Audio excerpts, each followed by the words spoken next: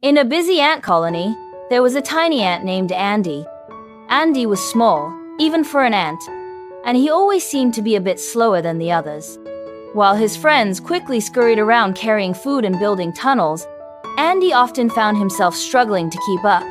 One sunny day, the queen gave a special task to all the ants.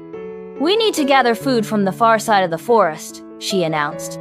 "It's a long journey, and only the strongest ants will make it back in time." Andy knew this was his chance to prove himself, even though he felt nervous. "Maybe I can't do it," he thought.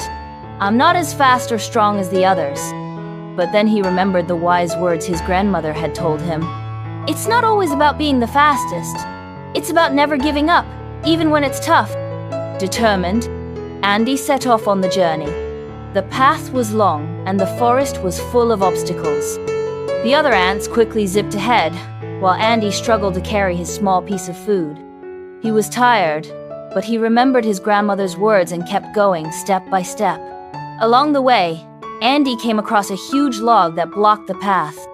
The other ants had already found a way around it, but Andy didn't know how to climb it. For a moment, he felt like turning back. "I'll never make it," he thought. But then, he remembered something important: never give up. So Andy tried a different approach. He crawled underneath the log, and slowly but surely he squeezed through the small opening. It was hard work, but he made it. As he continued his journey, Andy faced more challenges: a muddy patch of ground, a steep hill, and a group of busy beetles. Each time, he felt exhausted and ready to stop, but he remembered to never give up. He found clever ways to get around each obstacle, even if it took longer than the others. Finally, after what felt like a very long time, Andy reached the food source. He picked up a tiny crumb and started the long journey back.